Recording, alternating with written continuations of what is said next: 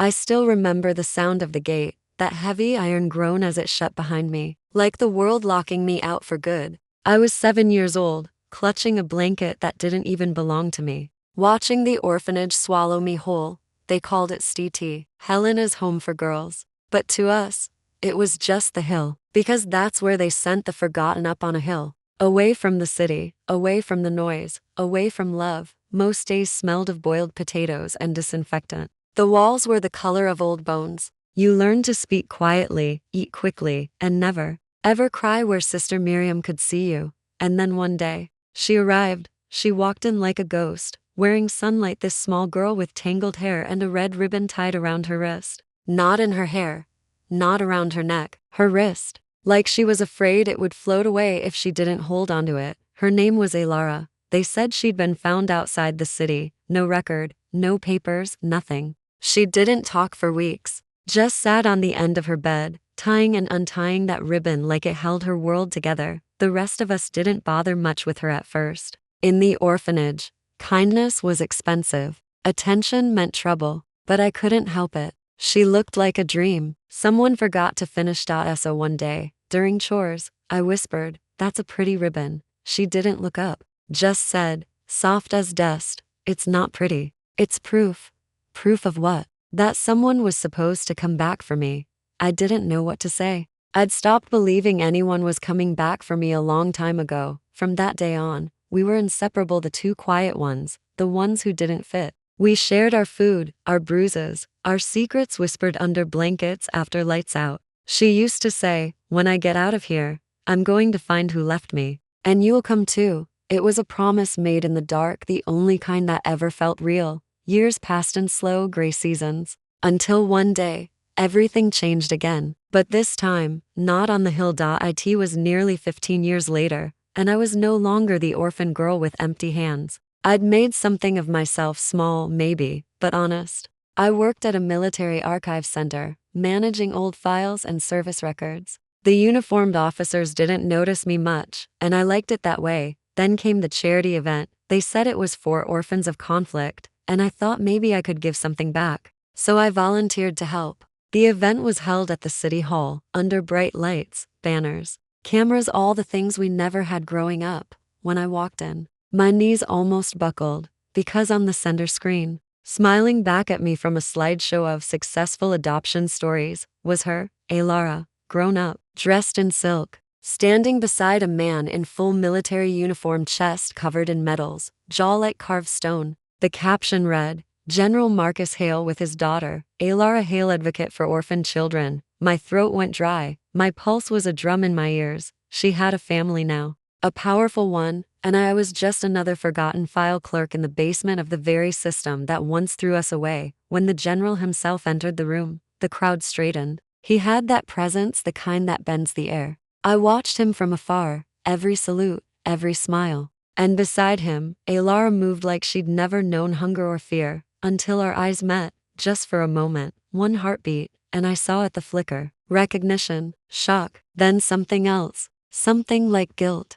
She looked away, pretended to be interested in a conversation. I stood frozen, my mouth half open, my chest collapsing inward. All the years of silence between us came crashing down in that instant. The girl who used to hold my hand in the dark, now couldn't even meet my eyes in the light. Later that evening, I found her in the hallway outside the ballroom. She was alone, fixing her ribbon, still red, still tied around her wrist. My voice trembled when I said her name. "Elara?" She turned. Her smile was soft, polite, professional, the kind you give strangers. "I'm sorry, do I know you?" It was like being slapped by memory itself. "It's me," I whispered. "STT, Helena's, the hill." Her eyes darted to the doorway, where the general stood speaking to a group of officers. Then she stepped closer, lowering her voice.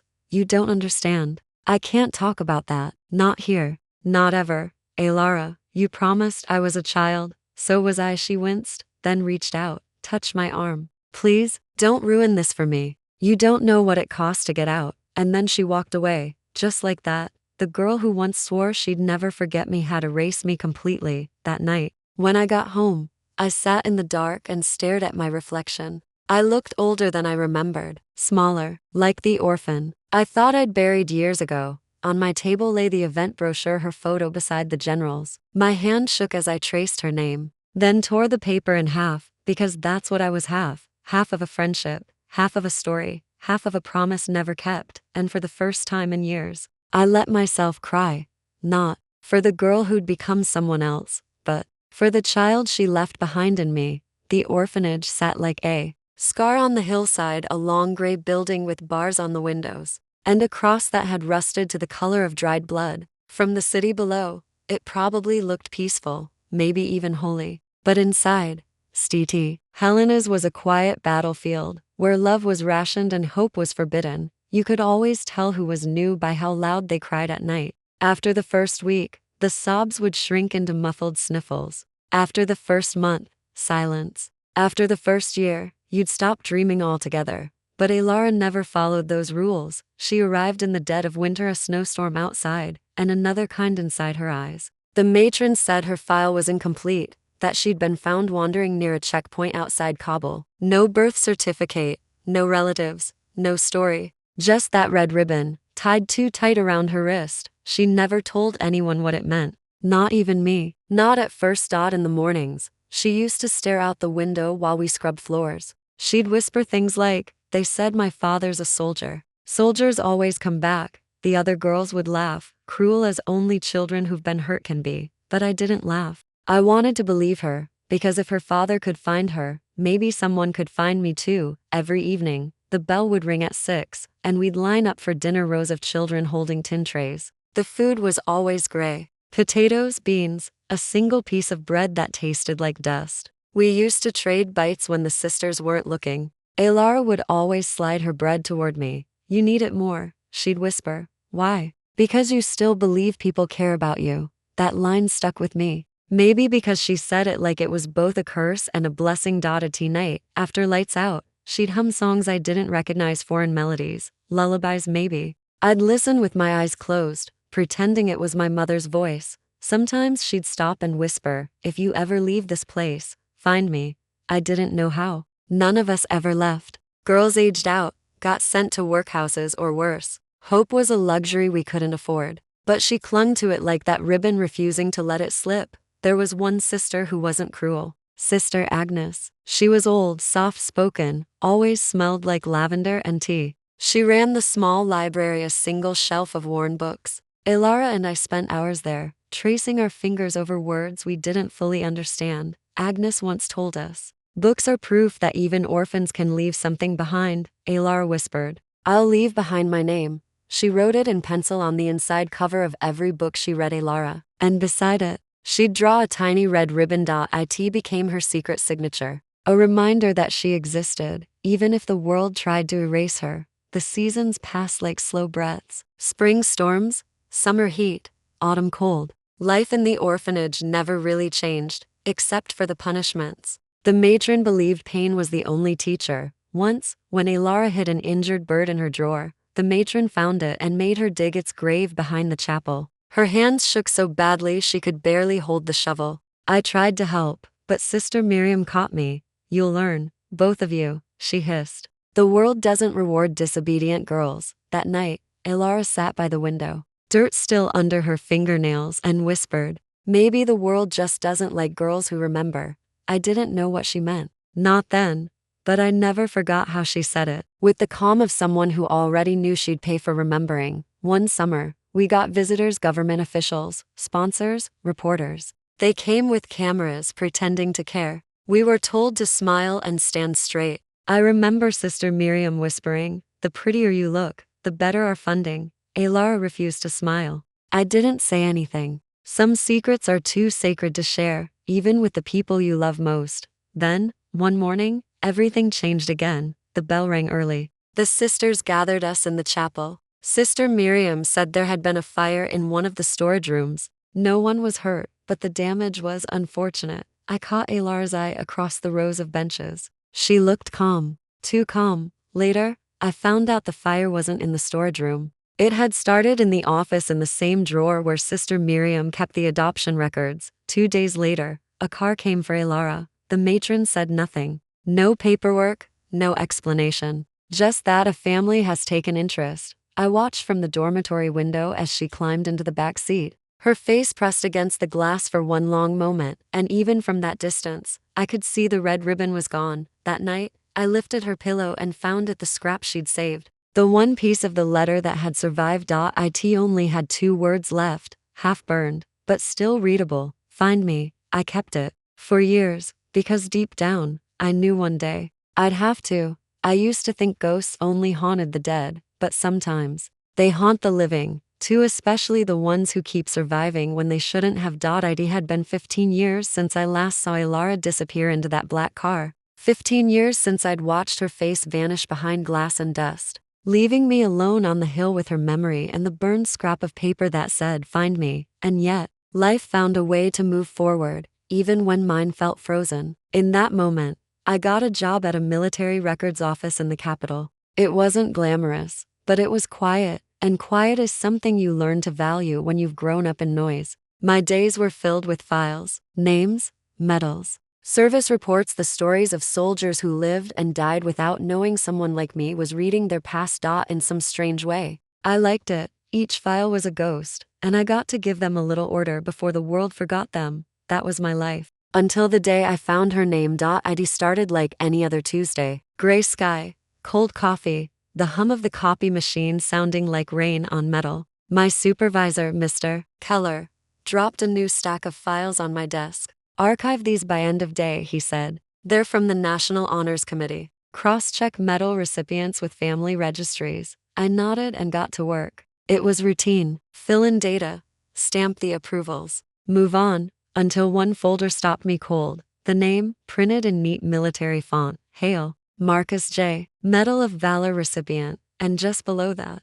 in the next of kin section, a handwritten note, "Daughter, Alara Hale." For a moment, I thought my eyes were playing tricks on me. The world around me went silent, like the air had been sucked out of the room. I read it again, and again. Each time, it hit harder. Her name in ink, attached to his. I didn't know what to feel: anger, confusion, disbelief. It was all of it, tangled like the red ribbon she used to wear. I flipped through the folder with shaking hands. There was a photo clipped to the front, the general standing tall in full dress uniform, medals gleaming under sunlight. And next to him, a young woman smiling, her, older now, but unmistakable. The same soft eyes, the same half smile I used to see when we shared stolen bread at St. Helena's. She looked proud, radiant, untouched by the life we once endured. The caption read, "General Marcus Hale and his daughter, Alara Hale, honored for humanitarian service." I couldn't breathe. The rest of the office blurred.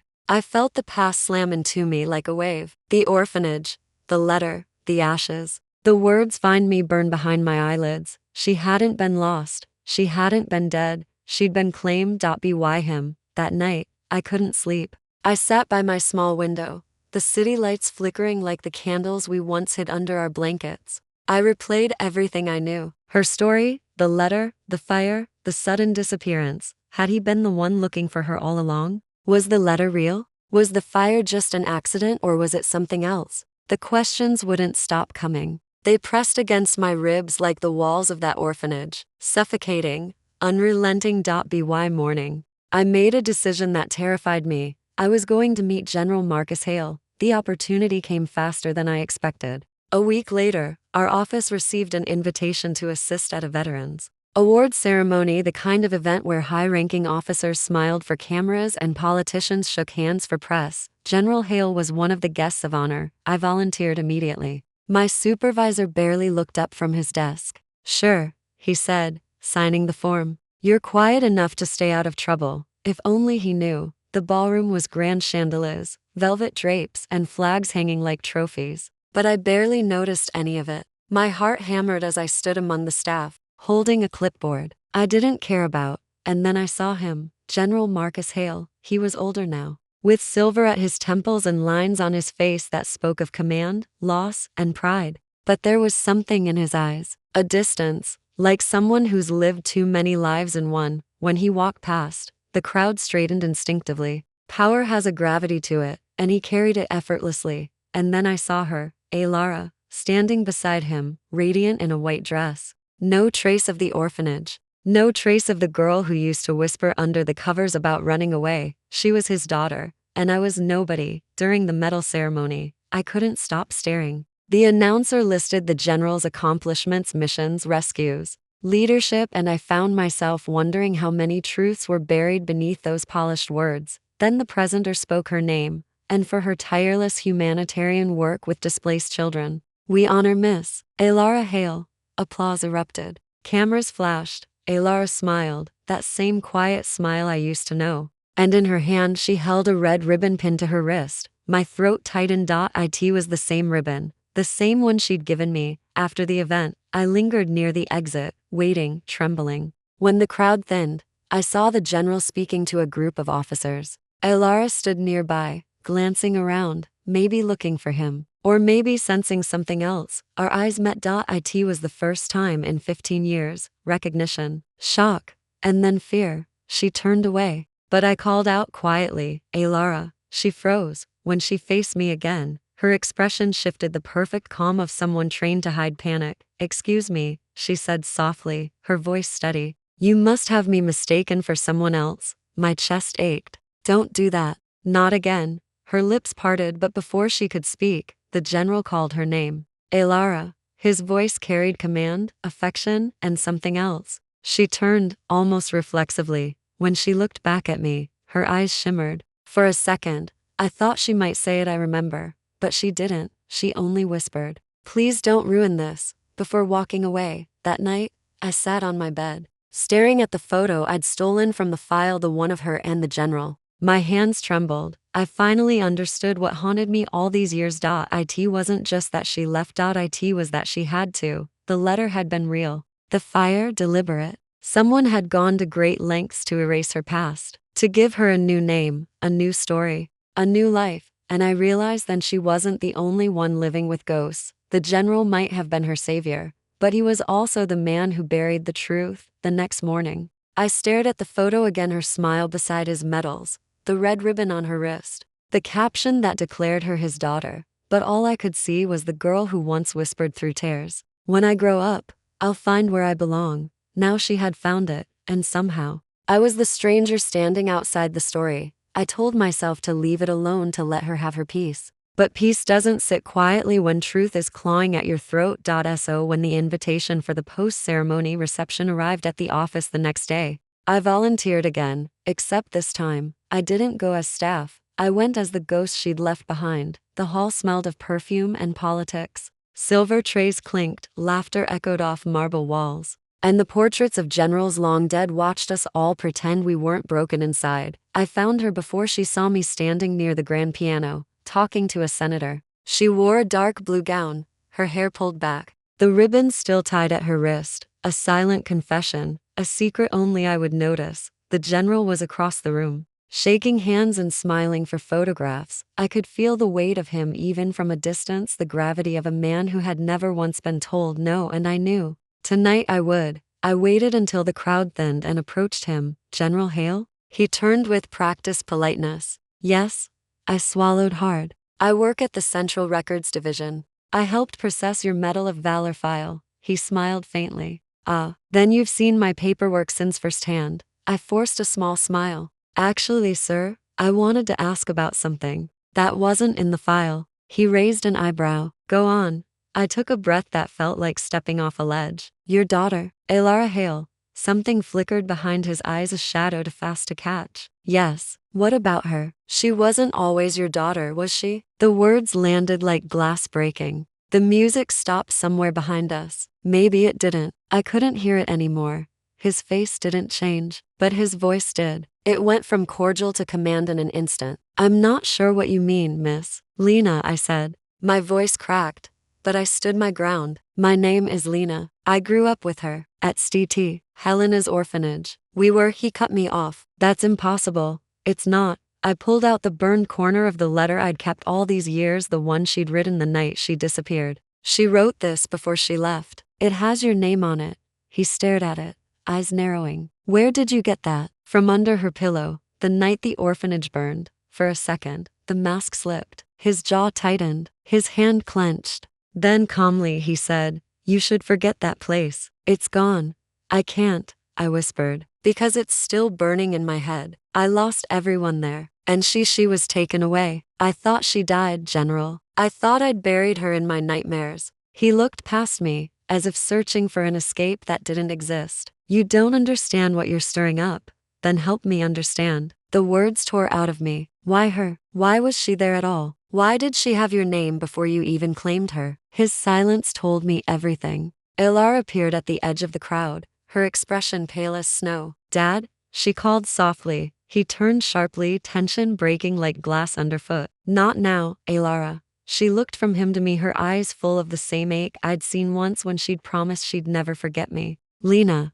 She breathed. It wasn't denial this time. It was memory. Real. Raw. The general's gaze cut between us, realization dawning that his two lives had just collided. Inside, he said tightly, motioning to a private corridor off the main hall. Now, the hallway was lined with portraits of soldiers. All of them had faces that looked carved from stone, men who had done terrible things for what they believed was good. He closed the door behind us. The hum of the reception faded. You shouldn't have come, he said quietly. Neither should the fire. I shot back. He turned to me, and for the first time, I saw something real in his eyes. Regret. Deep, heavy, ancient regret. She wasn't supposed to be there, he said. That night, I came to collect her, my daughter, but her caretaker, your matron, hid her. She was afraid I'd take her from the only home she'd known. So she set the fire? I asked, breathless. He looked down. She was trying to destroy the papers, the adoption records. She thought she was protecting Alara from a life of control and rules. But by the time I got to her, the place was gone.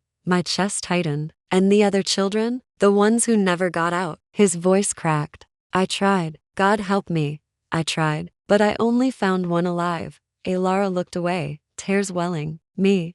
Silence filled the hall, thick and suffocating. I wanted to hate him. I wanted to scream that his rescue had come too late, that his medals meant nothing to the ones who didn't survive. But when I looked at him, I saw a man buried under his own ghosts, and when I looked at her, I saw the girl who still wore that red ribbon as penance. She stepped closer to me. I remembered you, she said softly. Every night, I begged him to find you, but the records were gone. No one knew your real name after the fire. My voice broke. You could have tried harder. Her tears finally fell. I was 12, Lena. That hit harder than any truth could. The general reached into his pocket and pulled out a small case. Inside was a silver medal, simple, unpolished, engraved with the words "For valor beyond duty." He held it out to me. This was meant for the matron, he said quietly. She gave her life for those children. I never found her body, but I think she'd want you to have it. I stared at it, unsure whether to take it or throw it back.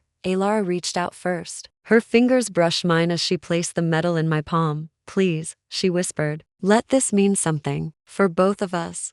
The medal was cold. But in that moment, I felt the first flicker of warmth between us, something that might one day be forgiveness. When I walked out of that hall, I left the photo behind but kept the medal. It didn't erase the past, but it made me realize something. The orphanage never taught us some ghosts don't want revenge. They just want to be remembered. The next morning, I woke to the sound of rain. The kind that doesn't wash away pain, just makes it quieter. The medal still lay on my desk, its dull silver face catching the gray light of dawn. It should have meant closure, but all it did was open another door. I wasn't ready to step through. The truth was still incomplete. I could feel it like an unfinished sentence at the edge of my heart, because if the general had found Alara, then who had buried the others? Who had buried me in the records of that? It's strange how silence can sound like forgiveness. Not loud or grand, just steady, like the hum of life finally moving on. A month after that night in the hall, I found myself standing at the edge of the orphanage grounds, or what was left of it. The hill had grown over with weeds and time. Only the foundation stones remained, half sunk in earth, half forgotten. The wind carried the scent of dust and lilacs, the same flowers the matron used to plant near the gates. I hadn't been back since the fire. Not once.